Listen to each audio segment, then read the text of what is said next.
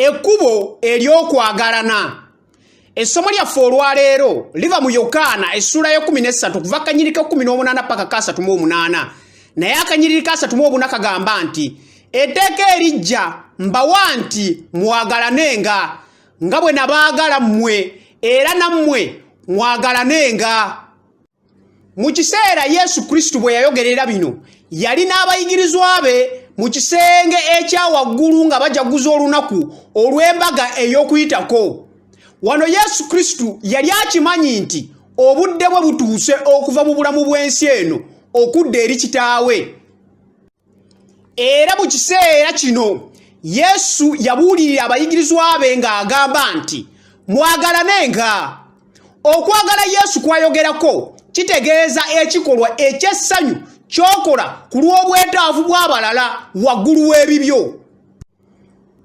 Pawulo omutume mu bbaluwa ye ey'olubereberye eri Abakolinso essula ya 13 annyonnyola okwagala kuno nti kwe kwagala okugumiikiriza n'ekisa.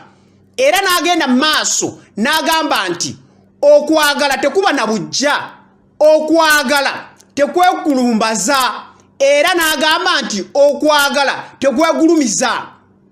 Era kuno kwe kwagala kwe tulaba mu Yesu Kristo. N'olwekyo kwe kwagala Yesu Kristo kwayagala ffe tulage abalala.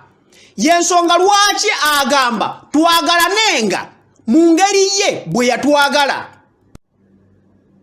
Ffe okwagalananga okusooka tulina okutegeera obuwavu bw'okwagala kwa Yesu Kristo okuva eri ebyo ebyokulabirako bye yatuteerawo. Ekisooka saddaaka ng'okwagala. Engeri ey'enkizo ey'okwagala kwa Katonda ye saddaaka eya Yesu Kristo. Yokaana essula ey'okusatu akanyiriri 16 kagamba nti kubanga Katonda bwe yayagala ensi bw'ati n'okuwaayo n'awaayo omwana we eyazaalibwa omu yekka, buli muntu yenna amukkiriza aleme kubula naye abeere n'obulamu obutaggwaawo. Yesu Kristo yeewaayo okuba saddaaka ey'amaanyi lwe yasalawo okuba omuntu nga ffe, era n'okwewaayo ne yeewaayo ku lwaffe tulyoke tusonyiyibwe ebibi byaffe. Ye ataamanya kibi n'afuuka ekibi ku lwaffe, ffe aboonoonyi tulyoke tufuuke obutuukirivu eri Katonda. Yokaana essula ya 15 akanyiriri 13 kagamba nti tewali alina kwagala kunene okusinga kuno, omuntu okuwaayo obulamu bwe olwa mikwano gye. Ekyokubiri, okwagala okutaliiko kkomo. Okuva mu ssomo lyaffe tulaba abantu babiri Yesu bayogerako. Asooka yali Yuda. Yesu yamanya Yuda okuteesa kwe okw'okumulyamu olukwe. Mu Yokaana essula ya 13 akanyiriri 21 Yesu yagamba abayigirizwa be nti ddala ddala mbagamba nti omu ku mmwe anandyamu olukwe. Naye tulaba Yesu yagenda mu maaso n'okumwagala era yamwoza n'ebigere bye ng'abalala era n'agabana naye omugaati. Yesu Kristo yatulaga okwagala ffe kwe tuyina okulaga abalala era n'abo abalabe baffe. Omuntu ow'okubiri yali Peetero. Yesu yakimanya nga Peetero bwe yali agenda okumwegaana. Mu Yokaana essula ya 13 akanyiriri 38 Yesu agamba nti ddala ddala nkugamba nti enkoko teekookolime okutuusa lw'oneegaana emirundi 3. Naye Yesu yagenda mu maaso n'okwagala Peetero n'okumusonyiwa n'amusonyiwa era n'amukwasa n'omulimu ogw'okulunda endiga ze. Yesu Kristo ye kyekyokulabirako ekituukirivu ku kwagala.